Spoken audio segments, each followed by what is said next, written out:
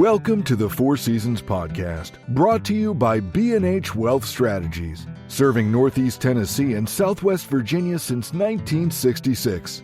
Here, we guide you through the ever-changing seasons of your financial journey, offering insights to help you grow, protect, and enjoy your wealth.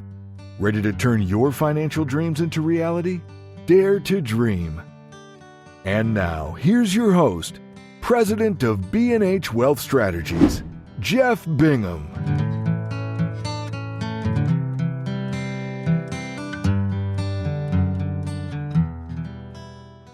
Today we explore how that psychological shift influences the economy and how new tax-advantaged Trump accounts may shape the way families build and protect wealth moving forward. Welcome back, everybody. Skip Monty here in the studio with President of B&H Wealth Strategies, Jeff Bingham, and COO and Associate Advisor, Jake Bingham. Guys, how's it going? Good. How are you doing? It's good. Doing just fine. Doing fine. Jeff, you hanging in there? I am looking forward. Actually, this is a topic I'm very much looking forward to talking about. So I'm excited about this podcast. All right. Well, let's rock then. So this is a concept that affects everyday families more than they realize. What is the wealth effect? If some people have heard that term, what is the wealth effect, and how can the new Trump accounts impact that? Help us understand how the ideas connect. All right, so let's talk about what the wealth effect is first, and kind of think about the wealth effect is the term wealth effect, and the phenomenon of the wealth effect has been around for long time. Probably became more in the public vernacular really during the Reagan administration in the 80s. And I cannot think of Donald Reagan was the Treasury Secretary under Reagan, and it was his associate Treasury Secretary that kind of reframed the phrase the wealth effect. So just give a little historical narrative on that. But the wealth effect is that when people feel richer, they tend to spend more money. And what that looks like, Skip, is that for every dollar of wealth that is increased, whether it be stock market and or their home prices, the average spend on that is three to 4 cents per dollar of wealth created. So for $100, you can think of it as, is 30 or 40 bucks, or, 3 or 4%. Now, the interesting thing about that, and this is where the disparity in the wealth effect and this gap that we're going to talk about comes in, is that that's the average across. But when you think about the concentration of wealth, which I'll touch on in a moment, the folks that already have wealth, the rich, if you will, using that phrase, they don't, the wealth effect really doesn't change their spending patterns, right? So it really doesn't have much of effect there, but they're in that average of 3 to 4 cents per dollar of wealth effect. But if you look at the lower, at the working, at the middle class and the working middle class, if you will, that is really closer to 10 cents, right? So it's double to a little bit more than double than they spend. So it is a huge impact on things. And of course, as you continue to kind of drill in and unwind that right there, and you think about the concentration of wealth, and this is where the Trump accounts are going to come in, is that the top 1% in this country control 50% of the wealth, the stock market wealth that's in this country. The bottom 50% have 1% of stock market wealth. So there's a huge gap, and that's where the Trump accounts are going to come in. And so we'll talk about that in a moment. But that's where this is, and the Trump accounts are something that's that, in my opinion, are going to try to bridge that gap.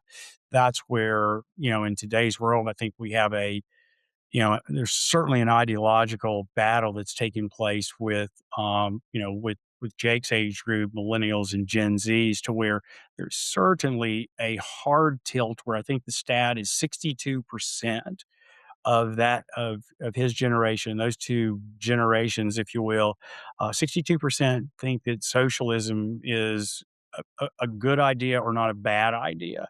But also, interestingly enough, 83% of the same cohort think that, that entrepreneurship and private business is also a good idea, which is those two things don't go together on that, as they say. Right? There's a mix in that, and that's where this conflict is. And so, we're seeing that in many different ways that are manifesting out there. And so, my opinion is that the Trump accounts are something that are going to try to bridge that gap to bring a younger generation, really the children, if you will, of the Gen Zers and the millennials. Their children are going to get the Trump accounts, as we talked about in an episode previously. The Trump accounts are for kids under age 18, and any kid born, between January 1, 2025 to December 31st of 2028, get a kickstart. They get $1,000 put into it. So what to democratize capitalism, right? For the cohort that's having these kids that feels like they haven't had anything, they can't afford houses, they're not having enough money to invest in the market, they're being left behind, but their children are all of a sudden going to be invested in the market from day one and have the opportunity to create wealth. And I guess one of the things that I would say, and I'm going to turn this over to Jake to kind of talk about his cohort as I go through that, but I think there's so many things that are misunderstood out there, and we could talk about the reason. It could be financial literacy, it could be education, it could be all these things. Is that there is a vast difference between money and wealth. But I think what we do is we conflate those two things together out there, and I certainly think that millennials and Gen Zers do. Money is what we make when we go to work. Money is how we buy things and consume things. Wealth is created right through by either individuals can invest in their own businesses, or they can invest in the American corporate structure of the businesses where they spend their money on. But wealth is a creation. It's not the same. They're not the same thing, not even close to the same thing. And I think we've lost that insight into those two things. It's like, I would compare it to the difference between intelligence and wisdom, right? It's kind of the same thing. I mean, you can see some of the smartest people in the world make some of the stupidest decisions you could possibly make because they haven't get discernment and wisdom. I think the same thing is true between money and wealth. They're not the same thing. One's something you make and you go earn. The other thing is something you create. So that's kind of my take on it. And I think that the Trump accounts for kids to be able to participate in the American capitalist dream is a way to get them back into focus on that, to participate in it. It's interesting that the, the Gen Zers and the millennials are the ones that have been left out. Their parents, the baby boomers, folks of my generation, um, that have created a lot of wealth, created a lot of debt, in the country. I mean, there's a lot of things to talk about there, but that all have benefited from capitalism. Their kids and their grandkids have not, and now in that middle cohort right there, their children now have the opportunity to do it, and that is the clash that's taking place out there between capitalism and socialism in this country, in framed up perfectly, in my opinion. Well, Jake, how from your perspective, might these accounts influence saving, spending, or investing habits for your generation and younger? I well, he's gonna call me a little bit cynical for how I look at the Trump accounts is, uh, I think it'll be very helpful psychologically, see your money grow from birth to 18 when you can't touch it. You'll see that the market works and being in it works. Um, but what worries me about it is Social Security. Is we hear that fear a lot, like, is it gonna be there for our clients? And I think yes, but for my generation, it's a bit more worrying. And is a Trump account a way to say, hey, you're going to have these retirement accounts, you're going to grow until you retire. Uh, we don't need Social Security anymore. Um, Interesting. Of course, I've been hearing Social Security's Yeah. going away since I was a kid. So, and I'm Yeah, 59 that's years old. right. in the 2000 campaign for president, you would hear there was a discussion. You don't really hear that anymore, and you can't get voters to vote for you. You say, hey, we're going to take your retirement income away from you. So is this we recognizing that there's an issue there? Here's a solution. Now you have this money, you can retire on that if you contribute, but it's worrying. Very interesting. Well, what should families, and obviously young families, because of the age groups that are most impacted by this, what should they consider before deciding how to incorporate these accounts into their planning? Well, to incorporate them into their planning is in many ways, it's a no-brainer. I mean, to do it. I mean, if you've got the ability to do it, I mean, you got the ability to sign up. And if you're in this 4-year time span that we're talking about, if you don't sign up and get the $1,000 put in for your children, then, shame on you because it's certainly that information we're talking about. Everybody's, you're able to do it. Now, the ability to be able to add to those accounts, which again, we can put $5,000 per year into it. Employers can do it for their workers that have children. I mean, so it can be participated in by employers, but again, it's kind of that individual, if you will, rugged individualism, where the parents and whatnot are need to be funding some of these things to get their kids a head start.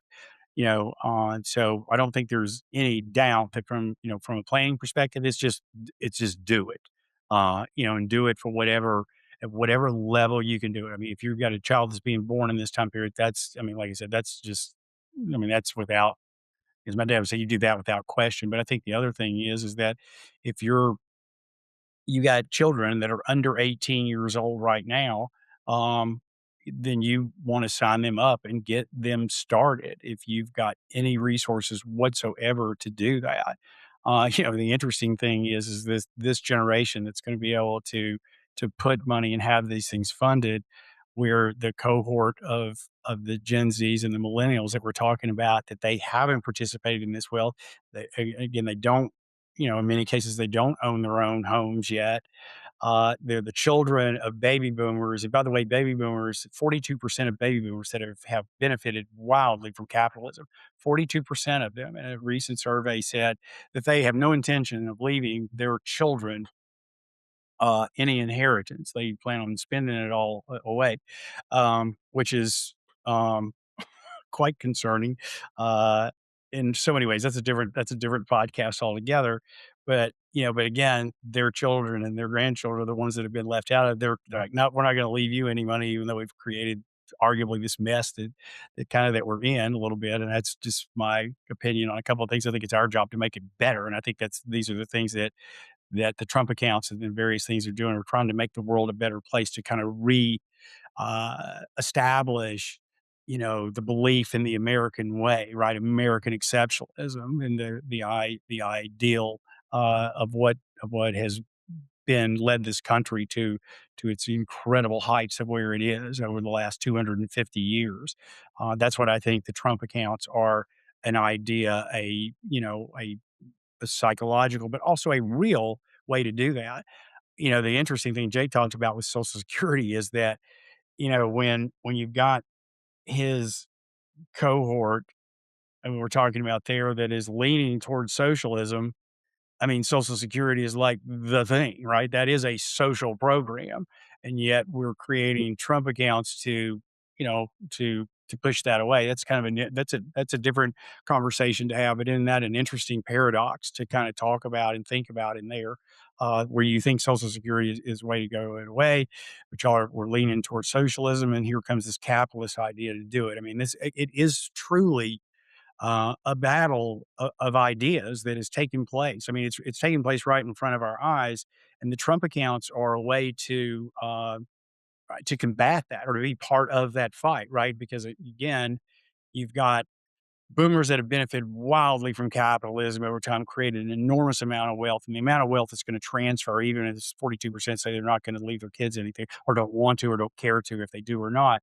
That's an interesting stat, but there's an enormous amount of generational wealth that's gonna transfer Well, over. I think that my generation, there's less and less people that think wealth can be created. It needs to be given or chased. I mean, you look at things like Kalshi, gambling, cryptocurrencies. I mean, we want those. We're not building anything. We're looking for big gains. That's right. But in a nutshell, if you've got young children, if you're, you know, Jake's age or younger, your advice is just do it.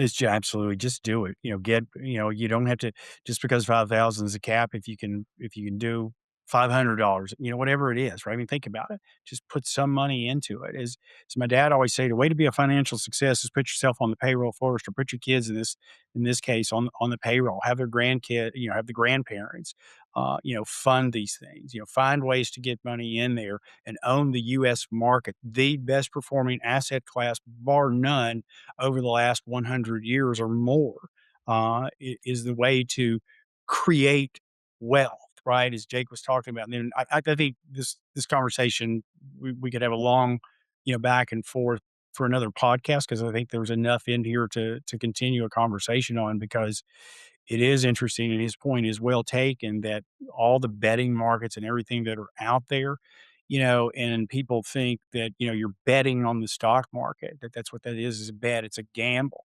And that just hasn't proven true. I mean, look at how the market, what creates wealth in this country is ownership, right? It is ownership. It is ownership in companies, whether it be private in your own business in an entrepreneurial way like we're doing, or owning companies like Amazon, pick the S&P 500, look at those things. And that's creation wealth. Those companies, those founders of those companies have created wealth. They haven't done it with, that's not money, that's wealth that's been created right there because we go to them and we buy their burgers, we buy their goods and their services that they provide, right?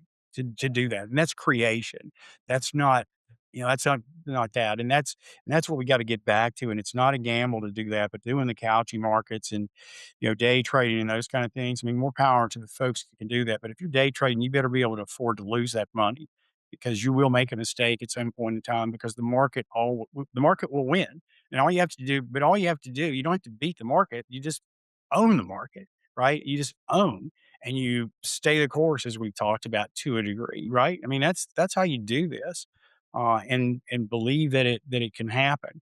Now, there's a lot of other things in housing and all those kind of things, the costs there that need to be addressed, but that's, those are different days. But I think, like I said, end of the day, the wealth effect has got to trickle, it's got to be passed down into, from the top, 40%, it's got to flow into the bottom 60%, which is where it is. When you think about that despair, that wealth gap that's there, the wealth effect has left them behind. So you've got to close that gap, and the Trump accounts are a way to begin to close that gap, both in actuality with money, dollars, if you will, being invested into these things, but also a psychological gap that is in there as well.